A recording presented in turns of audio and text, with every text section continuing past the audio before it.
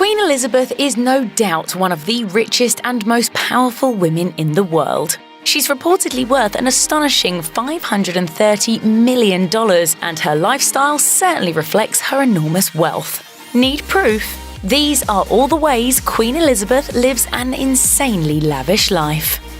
Queen Elizabeth's home base is Buckingham Palace in London. The huge palace has 775 rooms total, and of those rooms, 78 are bathrooms. You can even take a tour of some parts of the palace. The main feature of the summer tours at the palace is the staterooms, of which there are 19. These are the rooms where the Queen spends time with guests. There's also a huge bronze staircase, dubbed the Grand Staircase, with elaborate carvings. The palace is filled with expensive artwork, fine porcelain, and clocks. In fact, there are so many analog clocks that there are 2 full-time workers who wind and take care of them. In addition to these features, Buckingham Palace is also home to sweeping, lush gardens. According to Visit London, there's even a lake on the property that spans some 3 acres. The gardens outside the palace are naturally used to host Queen Elizabeth's garden parties. Hello magazine reported that these parties bring in 30,000 people annually.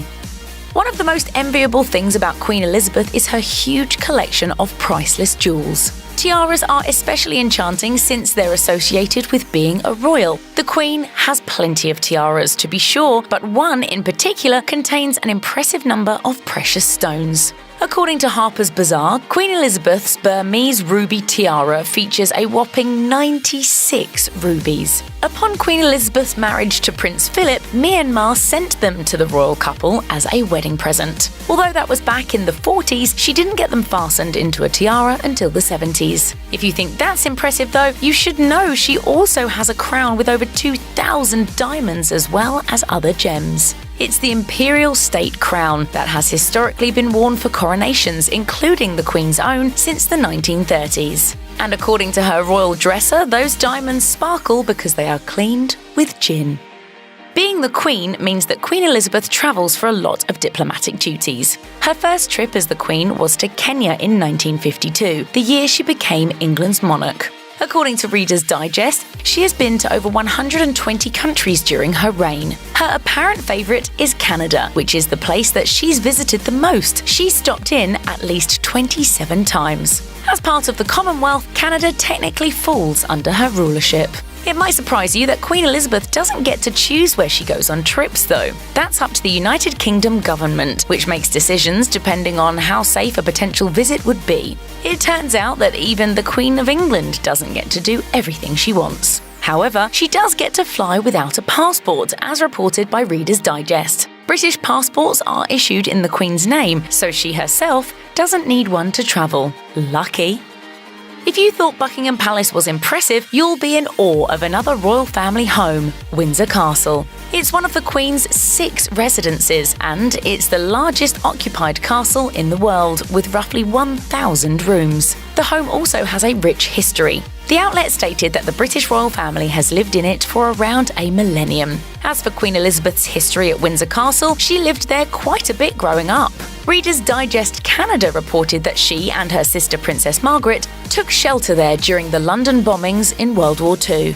The history there isn't all grim, however. Windsor Castle has also been the venue for royal weddings, including Prince Harry and Meghan Markle's wedding. As of October 2018, there's been a total of 17 weddings held at the castle, the official website for the British royal family confirmed. It is a beautiful venue after all.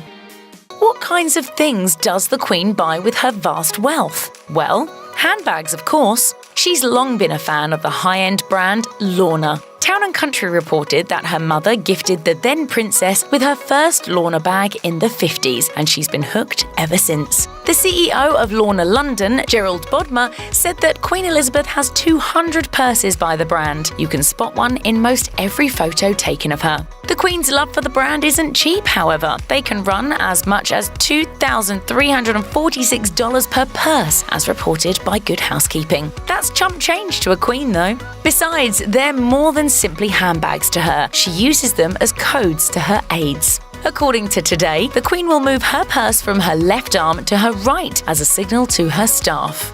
Excuse me, you're urgently needed to talk to the Archbishop of Canterbury or something. Sneaky.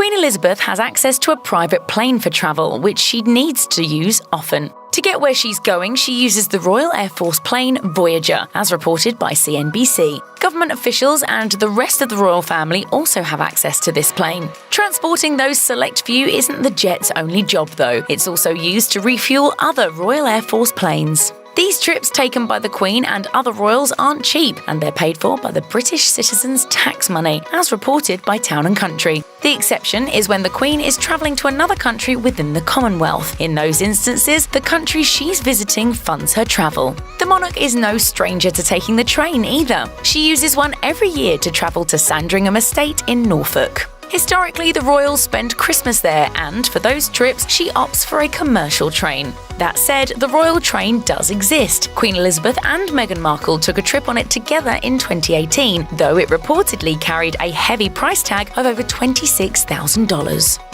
According to Darren McGrady, the Queen's former chef, he got to travel all over the world for his work. He told the Seattle Times that he took the job for the prestige and not for the paycheck, which isn't necessarily impressive, he explained.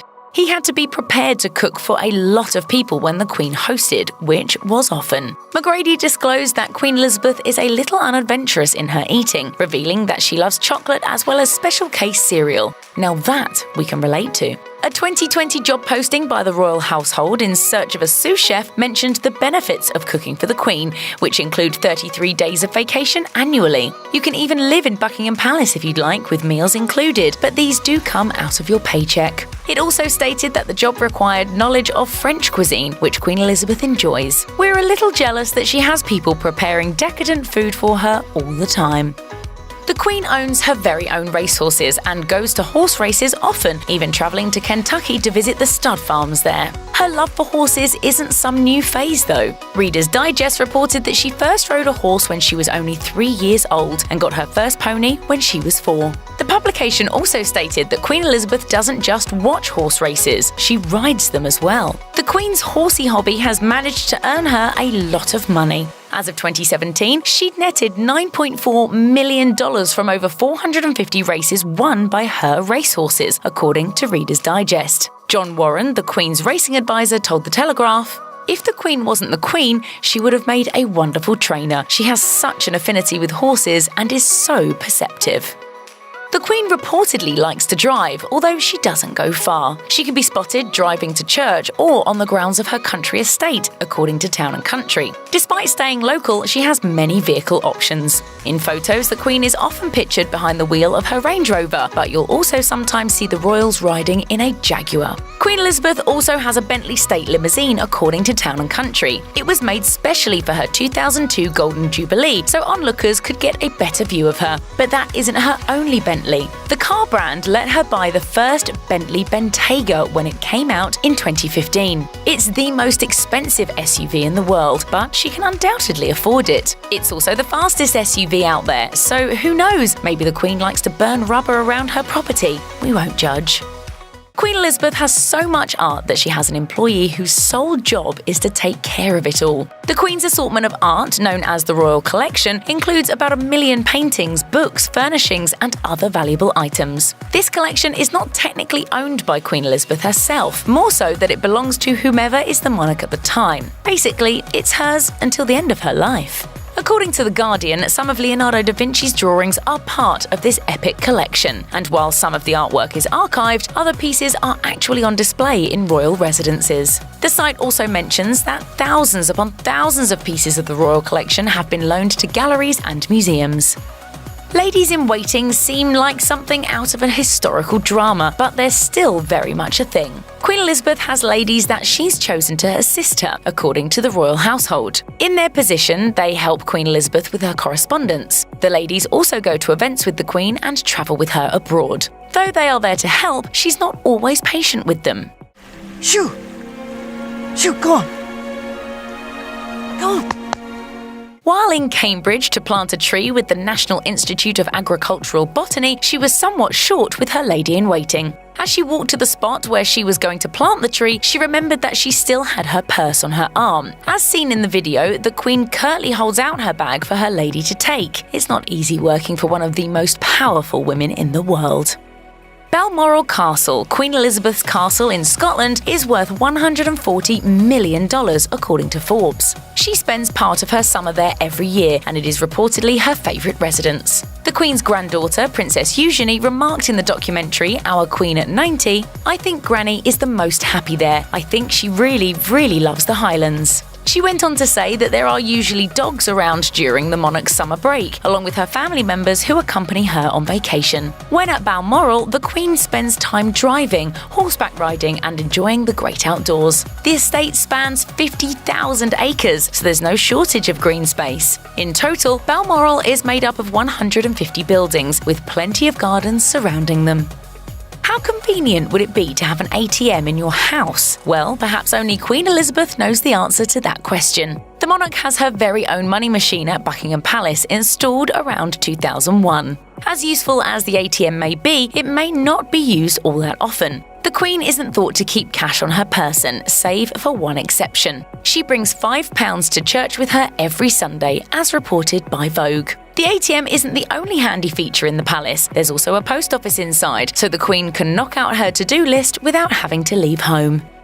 One of the most extravagant aspects of Queen Elizabeth's life is the fact that she has an employee who breaks in her shoes for her. Her former royal dress designer, Stuart Parvin, confirmed to the Sunday Times that the Queen's shoes should always be comfortable so that she doesn't waste time treating sore feet. As a matter of fact, it's how I think best on my feet. You know, I've never been one for sitting around endlessly. Good walk and fresh air sorts everything out. According to the publication, the Queen's favourite shoes, known as her work shoes, are her black patent leather loafer-style heels by Anello and David. Although there's no telling if she loves them because they're already perfectly broken in. Check out one of our newest videos right here. Plus, even more list videos about your favourite wealthy royals are coming soon. Subscribe to our YouTube channel and hit the bell so you don't miss a single one.